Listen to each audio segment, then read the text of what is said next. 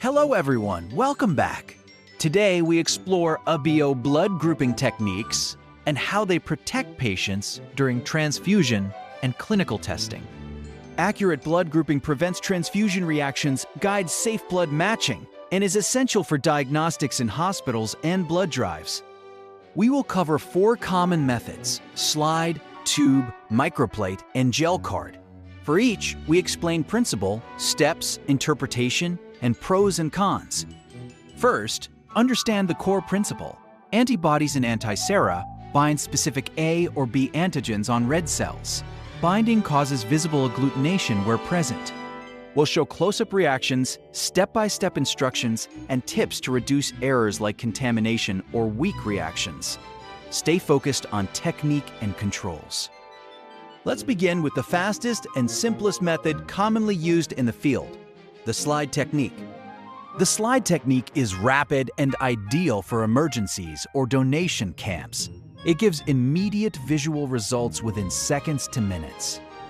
Materials needed are a clean glass slide, anti-A and anti-B reagents, sterile lancet or anticoagulated blood, pipette or stick, and clean workspace. Procedure step 1, place separate drops of anti-A and anti-B on the slide about 2 centimeters apart. Use small circular drops. Step 2. Add a small drop of the patient's blood to each reagent drop and spread gently. Observe for clumping or agglutination immediately. Interpretation. Visible clumping with anti-A indicates group A antigen present. Clumping with anti-B indicates group B. Both clump for AB, neither clump for O. Limitations. The slide method is subjective, less sensitive for weak reactions, and more prone to contamination. Use it only where immediate answers are required. The tube technique is a laboratory standard and more sensitive than slide testing. It uses controlled reagent volumes and centrifugation for clearer results. Materials include test tubes, anti-A and anti-B antisera, saline, patient red cells, micropipettes, centrifuge, and a clean rack for labeling. Procedure: add reagent and saline to each tube, then a standardized volume of washed red cells. Gently mix to suspend cells evenly before incubation. Next, incubate briefly and centrifuge to concentrate cells. After centrifugation, examine for agglutination, which will appear as cell clumps or button formation. Interpretation follows the same logic as slide testing, but with greater sensitivity. Strong clumps pellet differently than dispersed cells in the tube. Advantages include reproducibility and detection of weak reactions. Drawbacks are greater time, equipment needs, and higher reagent use compared to slide. The microplate technique scales testing to many samples using 96 or 24 well plates. It's ideal for high-throughput labs and blood banks.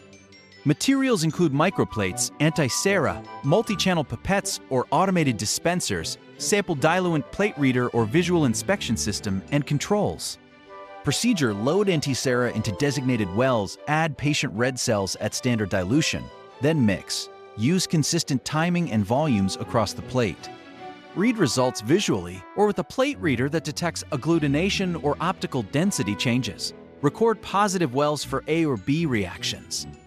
Controls and proper row labeling are crucial to avoid sample mix-ups. Positive and negative controls validate each plate run. Microplates offer speed and consistency for many samples, but require careful automation and validation to prevent systematic errors. The gel card technique uses a gel matrix to trap agglutinates. It's highly reproducible and increasingly common in many transfusion services.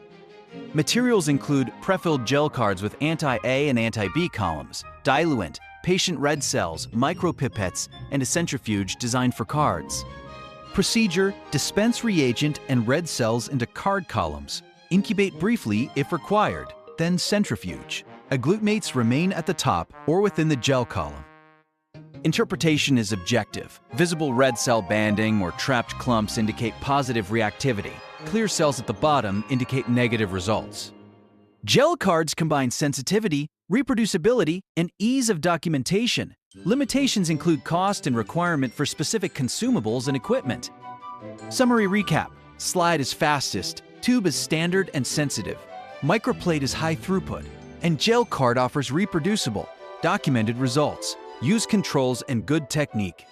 And that wraps up today's topic. If this explanation helped you understand the concept more clearly, make sure to like the video and subscribe to this channel for more simplified lab technology and radiology lessons powered by AI. We break down complex subjects in hematology, biochemistry, microbiology, pathology, X-ray, MRI, and diagnostic imaging, step by step, so you don't just memorize, you truly understand. If you have any questions or want a specific topic covered, drop it in the comments below. Until the next video, keep learning smart, keep thinking critically, and keep mastering diagnostics.